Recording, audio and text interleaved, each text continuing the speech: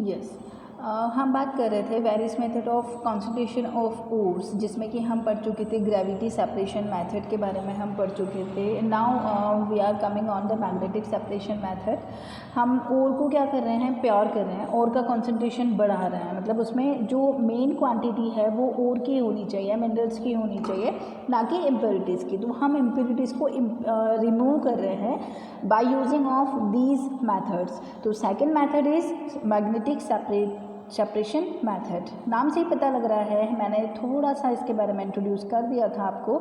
Magnetic separation method में हम use करेंगे मैग्नेट को, और मैग्नेट क्या करती है, अट्रैक्ट करती है मैग्नेटिक सब्सटेंस जो होते हैं, लाइक जिसमें फिकोनी, आयरन, कोबाल्ट और निकल जो इसमें आते हैं, उनको क्या करती है, ये अट्रैक्ट करती है। तो अगर यहाँ पर एक मिक्सचर है उसमें कि magnetic and non magnetic substance का एक मिक्सचर है, तो मैग्नेटिक सब्सटेंस तो अट्रैक्ट हो जाएंगे मैग्नेट से, और जो अट्रैक्ट नहीं होंगे वो कहाँ रह जाएंगे, साइड में ही रह जाएंगे। तो इस तरीके से हम मैग्नेट का यूज़ करके ओर का कॉन्सेंट्रेशन इंक्रीज करेंगे।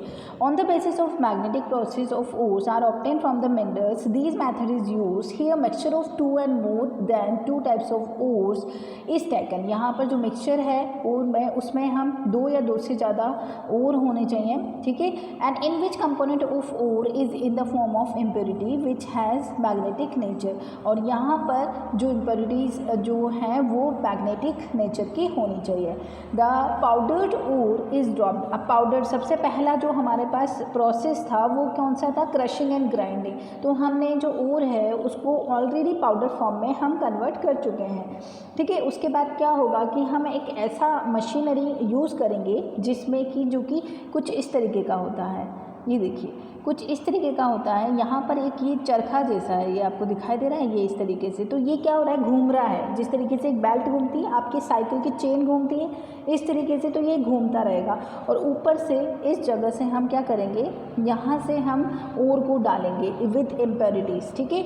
तो यहाँ पर ये वाली जो चीज़ है, ये जो चरखे जैसी आपको दिखाई दे रही है, ये जो चरखे जैसी आपको दिखाई दे रही है, जिसको कि मैंने रेड कलर से डिनोट किया है, ये क्या होगा, ये मैग्नेट है, ठीक है। और ये मैग्नेट जो है वो मैग्नेटिक सब्सटेंस को अट्रैक्ट करेगी।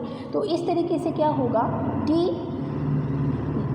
जो हम यहाँ से इम्प्योरिटीज़ डाल रहे हैं वो यहाँ पर ये लगातार चेन की तरफ घूमती जा रही है, तो ये इम्प्योरिटीज़ यहाँ से होती हुई यहाँ पर आएगी, ठीक है। अब जो यहाँ पर नॉन मैग्नेटिक सब्सटेंस है वो तो इससे अट्रैक्ट होंगे ही नहीं, तो डायरेक्ट इस वाले बीकर में आकर गिर जाएंगे, इस वाले पॉट में आके गिर जाएंगे। और जो मैग्नेटिक सब्सटेंस है वो लंबे टाइप तक इससे स्टक रहेंगे और दूर जाकर, थोड़ा सा दूर जाकर इस वाले बीकर में गिरेंगे। तो इस तरीके से ओर में अगर magnetic and non magnetic substance की इम्प्योरिटीज़ हैं तो हम उसको क्या कर सकते हैं, इस वाले मेथड से सेपरेट कर सकते हैं। नेक्स्ट हमारे पास आता है फॉर एग्जाम्पल आयरन जो है, आयरन तो मैग्नेटिक सब्सटेंस है, आपको पता है Fe2O3, और वोल्फ्रामाइट FeWO4। यहाँ पर जो W है that is tungsten. Armenian ore of tin crystal cassiterite tin stone जो है SnO2 both have magnetic nature. दोनों का नेचर जो है वो कैसा होता है, मैग्नेटिक होता है। Therefore their concentration is done by the magnetic separation method. और इनके लिए मतलब Fe2O3 और FeWO4 और SnO2 जो है, इनके लिए हम ये वाला मेथड यूज़ करते हैं। नेक्स्ट आता है हमारे पास फ्लोटेशन मेथड। अब यहाँ पर फ्रोथ का मतलब क्या होता है, फ्रोथ मीन्स होता है झाग। तो हम ओर का जो मिक्सचर है उसको, उसमें हम ऐसी चीज़ें डालेंगे जिससे कि क्या बने, झाग। अब झाग बनेंगे तो झाग किसी न किसी चीज़ को स्टक करेंगे अपने साथ, क्या कर लेंगे, अगर देखो हमारे कपड़ों के ऊपर झाग बनते हैं तो झाग जो है वो डस्ट पार्टिकल्स को अट्रैक्ट करते हैं। उसी तरीके से अगर ओर का भी हम ओर का इस तरीके से पानी में कोई ऐसा मिक्सचर बनाए जिससे कि उसमें झाग हो, तो वो झाग जो है वो किसी न किसी चीज़ को तो अट्रैक्ट करेंगे, तो वो क्या होंगे, इम्प्योरिटीज़ होंगी।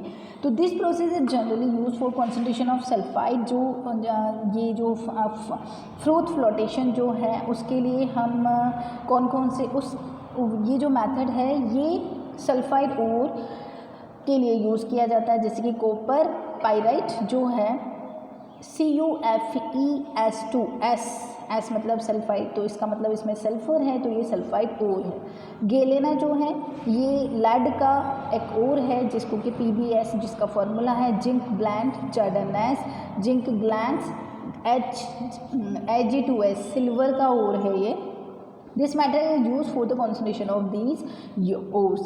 The process is based on the fact that metallic sulfide ore particles are preferentially wetted. Wetted मतलब होता है गीला। हम इसको क्या करेंगे, पहले जो ओर है हमारा, कौन सा सल्फाइड जो ओर है उसमें उसके ऊपर पानी डालेंगे, उसको अच्छे से वेट कर देंगे, गीला कर देंगे। By oiling where silicate gangue particles are preferentially wetted by the water. अब ये मिक्सचर है तो इसमें सिलिकेट गैंग्यू जो है वो तो वाटर से भीग जाएंगे, वाटर के साथ अट्रैक्ट होते हैं, जबकि जो सल्फाइड ओर है, सल्फाइड पार्टिकल्स है, वो ऑयल के साथ वेट होते हैं। Brief description of substance which have utility in froth flotation method are, अब यहाँ पर हम froth flotation method के लिए कौन कौन से स्टेप्स यूज़ करेंगे, तो वो क्या है, सबसे पहले फ्रोथिंग एजेंट, झाग बनाने वाले एजेंट चाहिए हमें, ठीक है, जो कि किसी न किसी जो ओर है उसको वेट करेंगे, उसको गीला करेंगे, उससे बाइंड अप होंगे। These substance produce stable froth with air bubbles. यहाँ पर फ्रोथिंग एजेंट किसे बोलेंगे कि ऐसे एजेंट जो फ्रोथ बनाएंगे, झाग बनाएंगे और बबल्स के साथ। मेनली इसके लिए हम क्या यूज़ करते हैं, फैटी एसिड यूज़ करते हैं, ऑयल यूज़ करते हैं, यूकेलिप्टस ऑयल यूज़ करते हैं, और ये सब क्या है, गुड फ्लोथिंग एजेंट हैं, flotation agent. These substances make the sulfide particles water repelling। ये क्या करते हैं, सल्फाइड पार्टिकल्स को वाटर से रिपेल करते हैं, दूर भगाते हैं, ठीक है। जबकि क्योंकि जो सल्फाइड पार्टिकल है ये तो किससे वेट होते हैं, ऑयल से, और वाटर से क्या होंगे, ये रिपेल होंगे, दूर भागेंगे, वाटर और उनके बीच में अट्रैक्शन नहीं होगा, रिपल्शन होगा, तो so that the particles can float ये ऑन वाटर, ये वाटर से दूर होंगे, इसलिए ये कहाँ पर आ जाएंगे, वाटर की टॉप मोस्ट लेयर पे आ जाएंगे, मतलब सरफेस पे आ जाएंगे, और कहाँ फ्लोट होने लगेंगे, वाटर के ऊपर फ्लोट होने लगेंगे। क्यों, क्योंकि वाटर और इनके बीच में रिपल्शन बहुत कम है, वाटर और जो सल्फाइड पार्टिकल्स हैं उनके बीच में अट्रैक्शन बहुत कम है, इसलिए ये ऊपर ही ऊपर आ जाएंगे, बाहर तो नहीं निकल सकते, ठीक है। तो कहाँ पर, उससे वाटर से दूर जाने की कोशिश करेंगे और ऊपर ही ऊपर तैरने लग जाएंगे। Main flotation agent is sodium ethyl xanthate, जो है वो क्या है, फ्लोटेशन एजेंट है, जिसको कि हम इसमें इस ओर के मिक्सचर में यूज़ करेंगे। These are commonly called the collectors, इनको हम collectors भी बोलते हैं। Stabilizers they provide stability to fruit। अब fruit जो है, झाग बन तो गए लेकिन उनको stability भी देना होगा। For example क्रिसोल, एनालिन, ये सब हम क्या करेंगे, इसके लिए जो स्टेबलाइजर है उसके लिए हम यूज़ करेंगे। Activator increase the floating capacity with such as copper sulphide, तो ये क्या करते हैं, फ्लोटिंग कैपेसिटी मतलब जो सल्फाइड पार्टिकल्स हैं वो ऊपर तैरने लगे हैं, तो फ्लोटिंग कैपेसिटी भी इनकी इंक्रीज़ होनी चाहिए, उसके लिए हम क्या यूज़ करते हैं, एक्टिवेटर्स को यूज़ करते हैं। Depressants they are use for decreasing fruit.